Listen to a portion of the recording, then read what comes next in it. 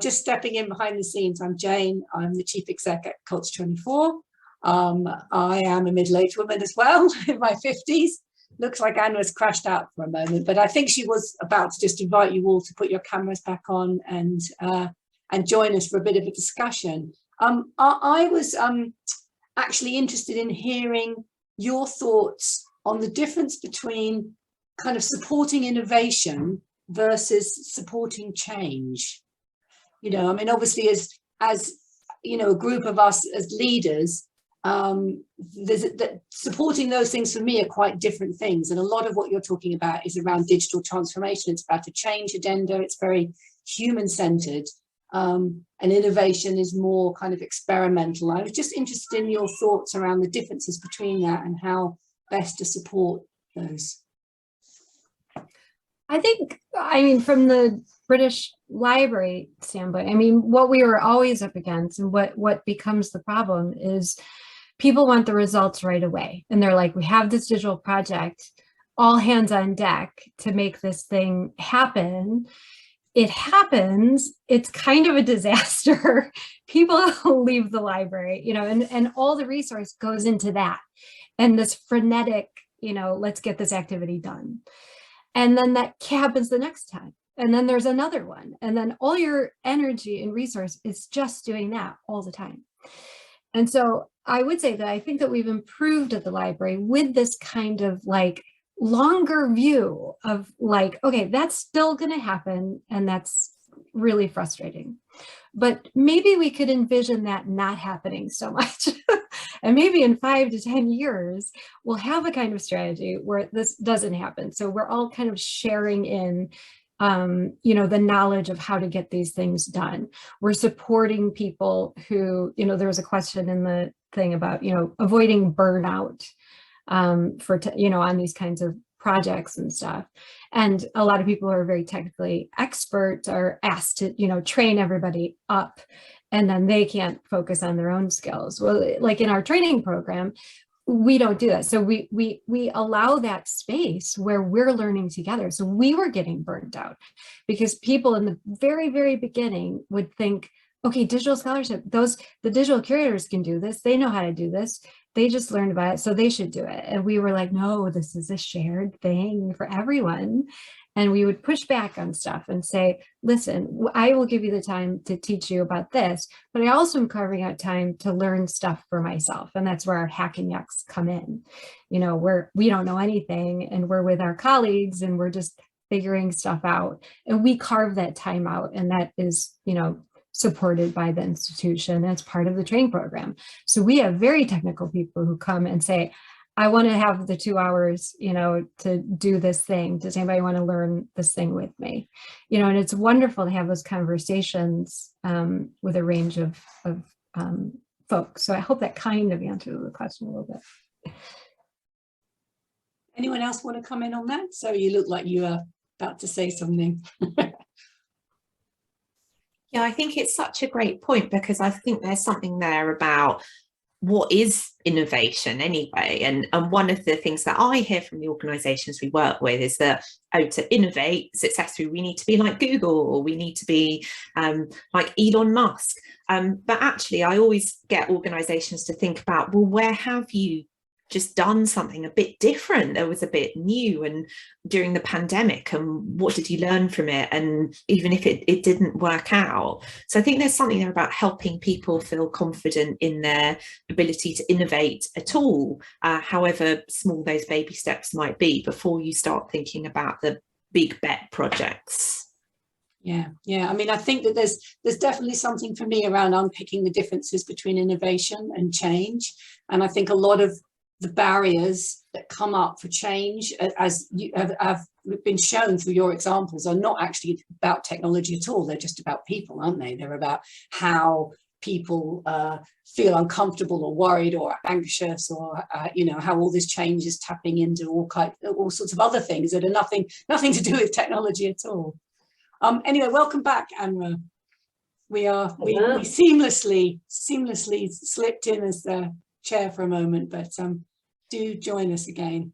I selfishly just took a moment to ask my question, but I can let you, I can step back out again and you can take the questions from the audience. Well, first thing I want to say is it really shows that that is the digital skill that I displayed there, is always make sure you have it lined up when you're doing a seminar in case your computer crashes. So thank you very much, Jane. Jane, don't disappear because I can't see the questions now because I've rejoined. Oh, okay. Any questions that were entered before my computer crashed, I can't see those. I can put them in the chat for you. That's what I'll do. I'll put the first one in and then you can look at it. So yes, this was the one, I remember this so this is a long question. Thank you, the person that posted this. So they are about technically complex digital activities and tasks, and saying that over the past 20 years, they've seen two main approaches. There's firstly the parachute an expert in to train up all the non-digitally competent staff in a short amount of time across a broad range of digital activities. Often that's not successful, they say. So expert parachuted is the first one. Or the second option, hiring technically competent staff that have specific skills for a particular activity or activities and funnel specific technical work to those individuals. So do you have evidence of either of those approaches working or other approaches for rapid digital skills development that are successful? Might come to, well, is any one of you want to volunteer to take that first? Sian. I'll take that because I did have a good read of that question. I had to reread it a few times because there's so much depth in there, and I can hear I saw it was anonymous, but you can hear someone's real feeling behind that question in, actually guys, these two approaches don't work, do they? Please confirm that with me.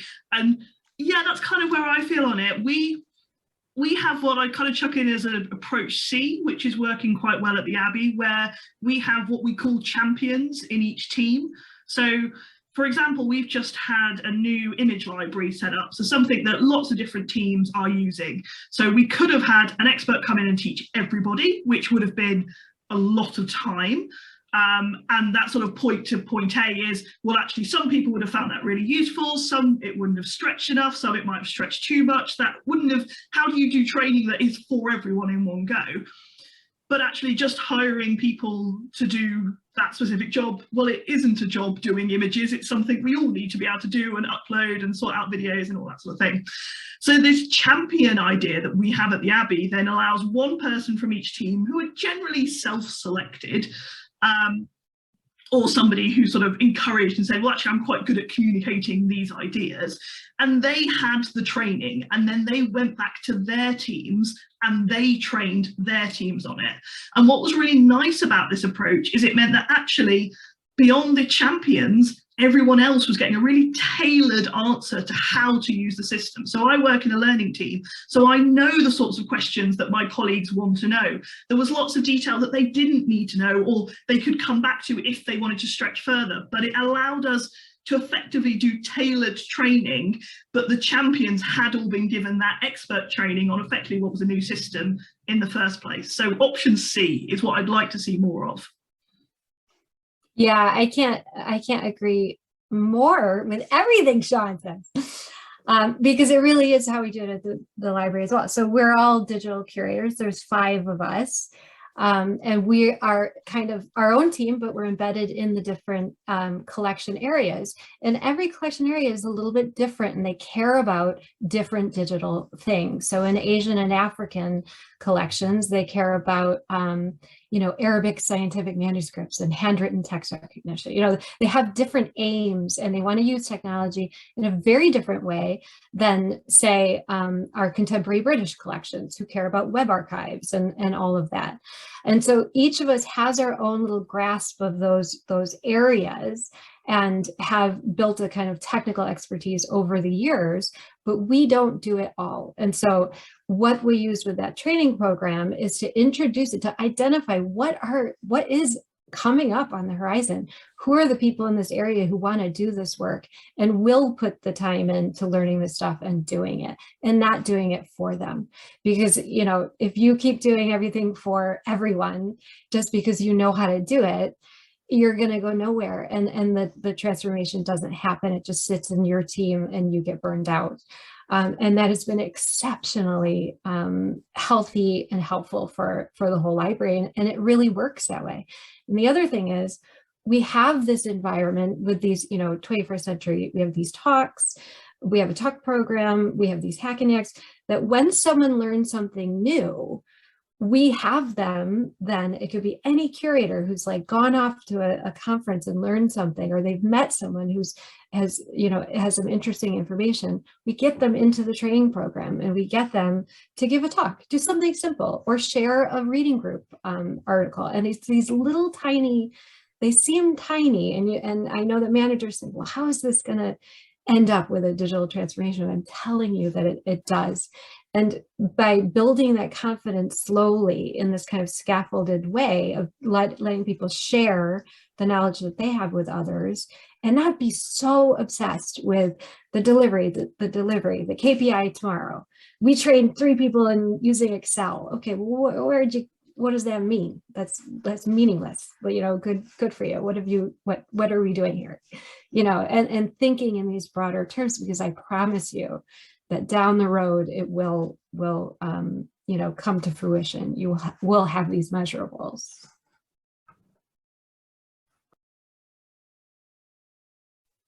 I'd just add to that point, bear in mind we were talking about change and innovation, is actually, I think that's sometimes where the divide comes, is change is that real business as usual stuff. It's the things that you're using all the time and every day. And those are the sorts of things that work really well by learning collaboratively together. Actually, innovation is often the big shiny projects. The amount of times I've said to people, look, stop getting excited about VR and AR. You guys need to master the basics first. Once you're happy and confident with the basics, then go follow the exciting thing. Because actually, that sort of digital is great, but it's generally very, very expensive and very short-lived. So why are you doing it? Really ask yourself as leaders, well, why am I picking certain technologies? And actually, if we master a skill around, let's say, video editing, well, actually, video editing can be used in loads of different ways. It can be a learning tool. It can be a promotional tool. It can be an in-house promotional way of communicating things to each other. Actually, if you learn a skill like that, that's much better than spending lots and lots of money on a big thing like VR and AR. And I think, to sort of Zoe's point, we aren't Google. Don't try and pretend. There is no organisation in the UK that's a heritage organisation that is Google. So let's not try and hold ourselves to that standard, and let's think about the digital we can employ with the skills that we have. Yeah, I completely agree with that, Sean. I think there's something here about the role of transferable skills. So how might we work with staff to identify the skills that they have, even if it's stuff that's perhaps not even that technical, like problem solving, or being really persistent about how you find out the answer to something. So looking at where those skills exist across the wider organisation, then adopting that coaching type approach and that championing approach that Sean and Nora recommended. I think that's a really good way to embed the learning and to democratise it as well.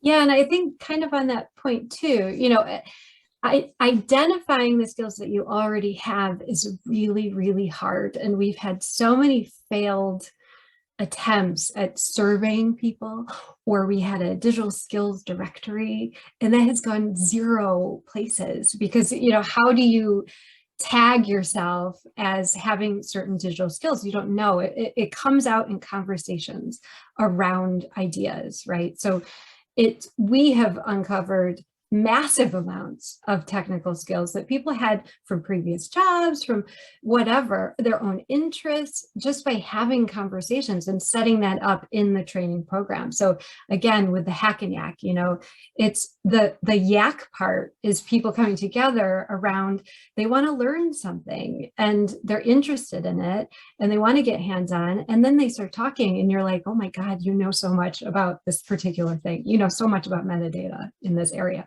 or so much of this kind of skill. That's how you learn what people actually know and what their interests are. So I think we spend a lot of time surveying, or saying, what digital skills do you want to learn this year? It has to be a conversation. So, and another way that we do that we're all on the Teams, Microsoft Teams boat now. And we have a digital scholarship area of that. And it's a discussion board, and it's thriving, and people post stuff all over the place from all over that I've never heard of, about things going on in the digital humanities or cool stuff, or, and are sharing there, and everybody's talking about it, and they're talking about, how does this apply at the library? Can we even do it? And, and even being like, this is ridiculous. I can't believe, we can't do it, or this is not something relevant to us, and having those honest conversations. So it's more than just surveying, I guess, is my thing. Can I, just following on from that, and I'll get to, there's a couple more questions awaiting us as well. But this notion, which I agree is so important around discussing and having these conversations. We've got, between the three of you, we've got one CEO and two senior leaders. I loved what you said, Nora, in your talk about people don't know what they need to know. How do we talked about having the conversations kind of across the organization, across the teams. How do you have the conversation if you're not the CEO with your CEO and potentially your board members, your trustees? How do you start that digital skills conversation? Have you got any tips for how you help them understand what they don't know they need to know? I mean, for me, it starts in a place of, are we explaining things in a way that makes sense to our CEOs? So when I first joined, I came in with a load of acronyms. My CEO would call me up on it all the time, saying, stop using acronyms, we don't know what these mean, you've got to tell us. And it was like, that's great. I'm still going to use the acronyms, but I'm going to explain what they are. So the next time we have this conversation, you've got the language that you need to join me, so that when I'm quickly talking about things, you're on that journey with me. And I think it's about just opening up relationships to things that are understood. I spend a lot of my time going, oh, we want to do this on the website. That's like the equivalent of if you stand in the Abbey and you want to do that. Bringing those real life examples and comparing them to digital can be really useful. And I think people often forget when we talk about digital skills, well, actually, I'm going to say majority of people, there are obviously some people that don't have access to tech, but most of us at home, we're shopping, we're buying plane tickets, we're doing whatever. You're digital users, you have an experience and you have a voice in that. So often I think it's about connection. It's that people thing, which I keep coming back to, is actually all conversations, and potentially difficult conversations, are about relationships with people. So what does your CEO need to know? How do you help them understand that? And I actually think that's really individualized. You need to understand your CEO and what their priorities are and where they're confident and not confident. Because I think sometimes where it goes wrong is a CEO who doesn't want to feel like they don't know everything. And actually, if they could admit, actually, I'm not sure on this, that's why I hire people who are experts to help me, you're going to have a much better conversation all round. Brilliant, thank you. Zoe, as a CEO and someone who works with lots of CEOs, what are your thoughts on that? I think there's definitely something there which Sian's highlighted really well about being a bit of a translator and showing the CEO the sort of link between what they're doing and where digital skills really matter and really relevant for them. I find that with a lot of people in leadership positions, there's going to be that natural sense of competition. So if you can create a bit of a burning platform around saying, oh, some similar organisations are doing this because they've grown their digital skills, and oh, I noticed this other CEO is doing this and they're really committing to improving digital skills amongst their team and also on their board, and oh, they've just hired a digital trustee. I think there is definitely a way in which you can start to plant a bit of a seed that will pique a CEO's curiosity and get them thinking about, why aren't we doing this?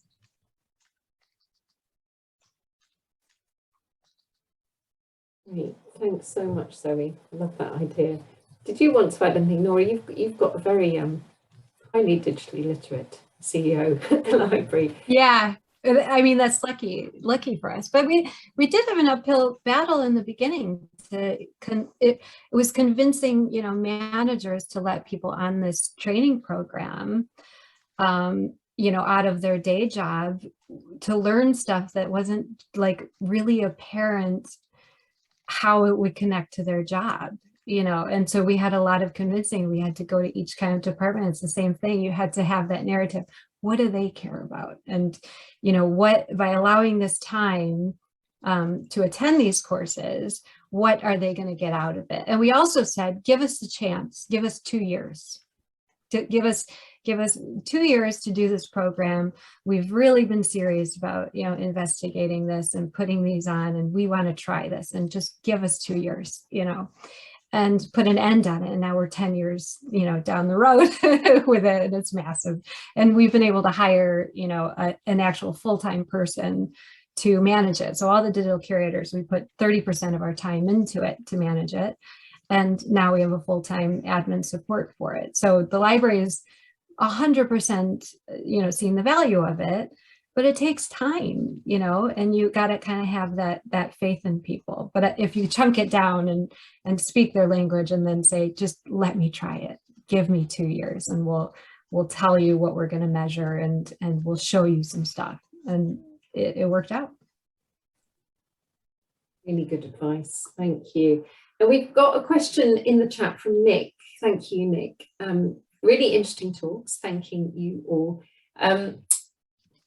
This was straight after the talk, saying they were mainly focused on concepts. So you have started to answer this question already, but it'd be good to draw it out more.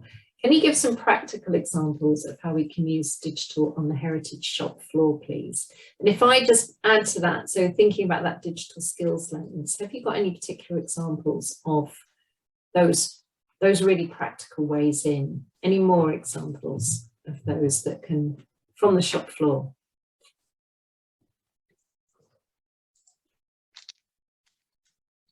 Open to. So I can go. So we'll have a lot of examples. So I'm not sure. So your heritage shop floor might look very different from my heritage shop floor. So it's hard to answer this question because it really is specific. You need to answer that question yourself for exactly how Sean was explaining. What do you want to do? Then we can go from there. But I can say, I suppose that the library in the beginning, so we had a little bit of funding to get people in to teach some topics. So if I look at like the example I showed with Graham, we just knew that people were struggling and wanted to like learn how to clean up data a little bit better. And there was a different tool out there that was like Open Refine. And in the training program, we had this instructor who would come and work with our data in Open Refine. So it's very specific to like the heritage context and working with, our crazy data that makes no sense and, needs to be rationalized, catalog records and stuff like that.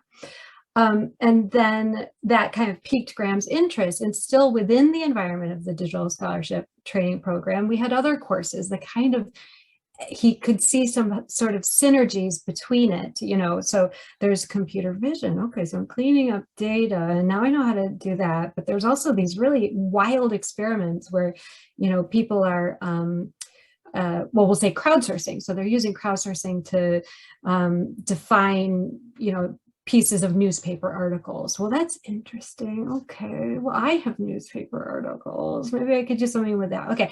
Oh, and now I think that I need, this particular skill. And it builds from there because you have this sort of all-encompassing kind of environment, and he knows he can come for help, on ideas that start bubbling up. But there's these synergies between what we have in the training program, and there's the supportive environment for developing those ideas. So he started out in 2018 and then goes through the training program. And now he's like in The Guardian with his project around, extracting articles from newspapers around enslaved people. And, and so this is how these things, but that he didn't do that overnight. He didn't come with that idea.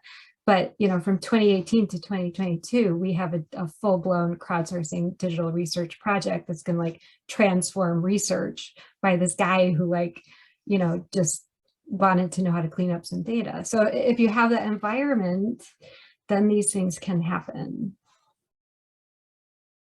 I hope that's a specific enough example. Yeah, absolutely. Any thoughts, Zoe or Sian? I think heritage shop floor is what's stumping me a little bit, just because I don't have a lot of experience in that. I think generally on the heritage floor, there is a sense of, well, depending on your organisation, again, as Nora's just said, it really depends what does that look like. You know, in the Abbey, we have multimedia guides. That's digital. Whether people think it is or not, that is a piece of digital. We do things now where you can scan a QR code to see the order of service, or like events listings. We take survey responses through QR codes. We take people on a tour and then say quickly, oh, scan that, or while you're waiting, while we've got you. Those sorts of things are happening all the time. I think if you're trying to reflect on your own organisation, get your phone out and see, well, actually, you're as much a user as you are a member of staff there. So what would you do in that space? What can't you do? What would you like to do? Really, you know, we all have that capability to ask questions. And I think a lot of this development of digital skills and confidence is just start asking questions and see what other places do, see what other heritage shops are doing. And then you can really come back to, okay, well, why aren't we doing that? And, you know, should we be doing that? Is that the right thing for us? Yeah, that's really sensible advice, Sian. And just to pitch in as well, what we find on our programs, our digital skills programs, is often a really good way in, is on the behind the scenes stuff. So not only the audience facing side of things, but for instance, one organisation that I know of, it sounds really simple, but they started a WhatsApp group for their volunteers, and they taught a lot of their volunteers who had never used WhatsApp at that point how to use WhatsApp and how to use it as a way to keep in touch with each other through the day on their heritage site. And that gradually led to other sort of more sophisticated uses of their phones, and actually using their phones to take pictures that they then shared with colleagues for social media, and to take videos. And so when you mentioned get your phone out, Sian, it made me think that's that kind of stuff that you might think is very basic on the shop floor can be a really good way in to build the confidence that all three of you have been talking about, and take you further as well. One thing I might just add there, just building on those points, I think the number one piece of advice I give to Nick is, what are the business problems that you need to solve right now? So I think you very helpfully mentioned in the chat that you're a membership organisation, you have a museum. Are the big challenges that you have right now getting people back to the museum? In which case I think there's something there about the role of social media and newsletters and your website in helping people find out about what you do and why you're a great day out on the weekend or whatever it is. Or is there something about, as you mentioned, Anna, helping volunteers communicate better with each other? Perhaps if you write down the top 5 challenges facing you right now, and then do some brainstorming with your team around how could we use digital to solve these problems, that might be a really good way in. Yeah, on that point, you know, the learning, like Sian was saying, it never stops. And so the digital transformation is always going on, and we're always never knowing something. So this year, the anti-racism work is a huge priority. So we you know, are really focusing on that across the library. And there are many, many working groups. We just, right before this call, I had a call with people on this about how can digital research tools and methods help with this kind of work. And so our training program is there, it's already there, and it's perfect place to raise these issues and start learning about that. We're not going to figure it out tomorrow, but we are all going to have the opportunity to learn about, you know, what's bias in machine learning, right? So are we doing machine learning right now? some people are. Are most people going to be doing machine learning at the library? No. Might they be on projects at some point in the next couple of years? And maybe they want to know that there's a thing called bias in machine learning. You know, so these sorts of things are super important, but it is still horizon scanning, even though I know, I'm sure at the library, the leaders are like, fix this racism thing tomorrow, you know, but you can't. So it takes a long time, and we'll be investigating this whole year. How can technologies help us in, you know, classification issues that we have, and doing projects around that. And so it's this kind of iterative thing, but that is a priority for the library. And so we work it into the training program. Yeah, so I hope that's useful. That's really helpful. And I had a question for you all, for all three of you, about the horizon scanning, actually, because that intrigued me. So I'm really keen to hear, I'd like to hear your tips on where you do your horizon scanning as leaders in digital, and also how much time, so if you're a CEO or a senior leader listening to this, how much time should you be carving out for that kind of horizon scanning and that understanding side of it that Zoe talked about, which I sort of think of as the digital literacy and leadership needs. So a two-part question for each of you there. Zoe, can I be mean? Come to you first. Yeah, of course. Yeah, this is a subject I'm really passionate about, actually. And I do want to say, I think it's a really hard thing for leaders to fit into their diaries, especially with the very full-on way we're all working now, being on Zoom all the time. So I think there's two things I'd recommend there. Certainly where I keep an eye on digital trends, probably the tech press, to be honest. And I'm sure there's some really good heritage-specific stuff that you can recommend, Anna, perhaps. I do things like I read Wired. There's a great podcast called Eat, Sleep, Work, Repeat. If you're interested in things like remote working and how the workplace is changing and what digital is doing to our organisational culture. And Jane is really keen on change, and that's the point she's mentioned in the chat. So that's something that I have found really, really helpful. And then just coming along to sessions like this, I suppose, and talking to people about what they're doing and the trends they're facing. Charity Digital, I think, has some great case studies on there, and I'm sure there's stuff that's being shared as part of Heritage Digital Academy, so that would be worth looking at as well. So I guess it's a bit of mix of resources in and outside of the sector. And in terms of how you actually fit that into your diary, I love Sian's point about having that incentive, that accountability in team meetings. You know, what trends have you noticed this month, and what do you think they could mean for our organisation? So something about having that shared space to do that, and also maybe having a bit of a rolling commitment, even if you're just having a read through your newsletters for 20 minutes on a Friday afternoon, just getting that love of learning going and tapping into it, giving yourself space to do it as well, I think is something that as a leader I actually don't do enough, and making that time to do it, that headspace to do it, is really important. Yeah, I mean, I'd echo all of that. And I was talking to someone about this the other day, and it's such a shame because there isn't just one magical space you can go to that has everything. That's the nature of the beast. I'm obviously going to say Digital Learning Network at this point. I am in a very fortunate position that I get to talk to people, and I get to turn around and say, do you know what? I'm not an expert in this. I know loads of people are interested in this. What can we do?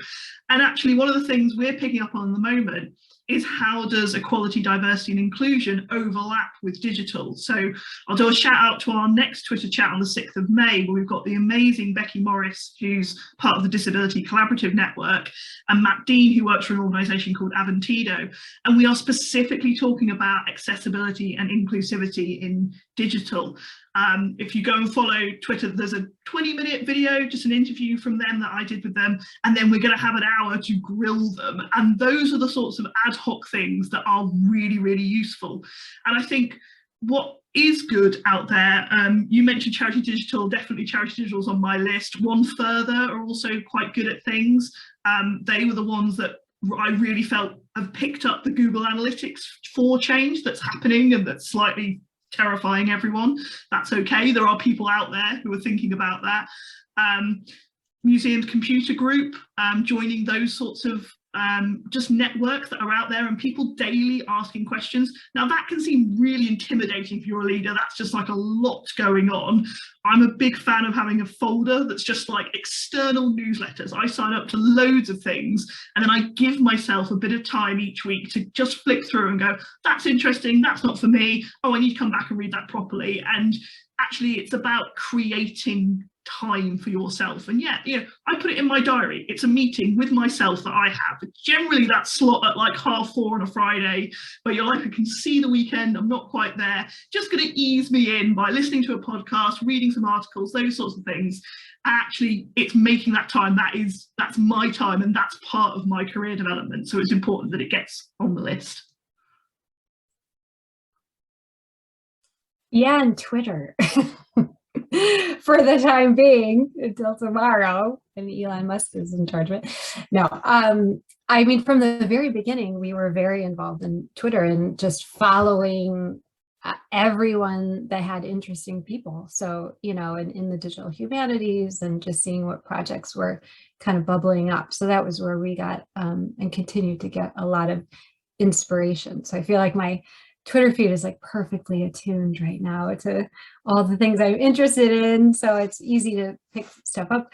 But also, I mean, because I'm in a really easy place, so this isn't transferable, I think, to everybody, but by running the training program and having those communities where people are having established this community where people are talking to each other about cool stuff, I just have to like look in the digital scholarship teams at work from my colleagues who are just constantly sharing awesome things, and we're talking about it. So it's a really natural part of my day job and everyone else's, because it's just in there. It's just people are like, oh, I saw this thing here, I'm sharing, let's talk about it. So I think if you can set those things up internally, then you can get a vibe of what people care about in your staff. And it's an organic kind of thing. So yeah. And you're giving, all three of you, very strongly, one of the things coming through is that value that you place on learning, and you're modeling that with your teams as well. I think that's also so important for the leadership. So we had a question come in about, which sort of relates to this, around somebody who's worked in many digital specialist or expert roles, and feels that there's an expectation in those roles alongside the other aspects of the role to train up other people in the organisation. However, those experts don't get the time, and we've sort of addressed that side of it a little bit to develop their skills. And this question is pointing out, which I've seen too, is that a lot of people are doing that, developing evenings, weekends, annual leave, and it's leading to burnout. Absolutely. So is that something that you recognize? Any thoughts on that, on how we change that? That is something I recognise, and it's something that I hear actually from a lot of leaders and staff right across the not-for-profit sector. And to give you an example from an organisation that we work with, they were looking at how they could repurpose some of the other time that had been ring-fenced for staff to work on their digital skills. So, and I'm not sure there's a right or wrong answer to this. They had some time set aside for staff to focus on their well-being, and they were thinking that as they eased out of the pandemic, that time could then be used for digital skills learning, whether that was individually or together with teams or other parts of the organisation. So that might be something to consider. But you're right. I think there is this big challenge now around headspace and the multiplicity of demands on all of our time. And we can't expect people to learn unless we give them the space to learn. So that is something that where leaders, I think, really need to get involved and to understand the time and the effort and the opportunities to apply learning that need to come with that to support that process. Yeah, I mean, the pandemic was transformative as well, because all the curators were stuck at home away from their collections. And so we had massive, massive influx of people in our training program. We put on more training than we had ever done in a year, that first kind of COVID year, because it all of a sudden it was like, oh my gosh, we've got all this time away, you know, to focus on ourselves and our development. And sometimes a lot of curatorial staff can get very narrow into what they're doing because they get this, like, I have to do this, I have to do this, and this is the job. And, you know, I can't think further. They're not supported in that way. Thankfully, not many people. But yeah, so they had this kind of time, and everyone was attending like everything that we put on, and it was this kind of magical thing. So I'm sure we're going to see some real fruits of that going forward. And it just shows that it is of value, you know. I mean, yeah, I'd echo all of that. I think burnout in the sector more generally is a big conversation, but I think the thing with digital is really communicating upwards. It's actually really hard in a digital world to switch off, because particularly I'm not in this position, but if you're a social media colleague, where does that stop between your time and someone else's time? And even if you don't follow, you probably do, but even if you choose not to follow your account on your social medias, the world is still turning. That is all still going on. I know that we all feel this sense, and particularly when big events happen, it's that influx of, right, well, we're going to need an answer, and we're going to need something out there, and the website is where people are going to go, and social media is going to go, and that does put a lot of pressure on colleagues that are doing those sorts of roles. I think it just has to be about communication, like with any form of burnout. It's talking up, it's saying this is what's going on. And I think particularly as we were talking about horizon scanning, if your CEO is looking to you as a digital expert or somebody who's digitally confident to be horizon scanning, you've got to have that conversation about how that in itself is a big task. And that takes time. And you can be that translator, that communicator we've talked about. But in order for you to be the best trainer of others, you need to understand what's going on and what's next. Yeah, absolutely. Thank you, Sian. And it's such an important part of that digitally literate leadership that we've been talking about here, is for leaders to understand just how long all of this takes, that everything takes time. It's understanding how much capacity and resource every aspect of digital takes is part of that really fundamental knowledge and understanding that our leaders need, isn't it? So we are very nearly at the end of our session. We've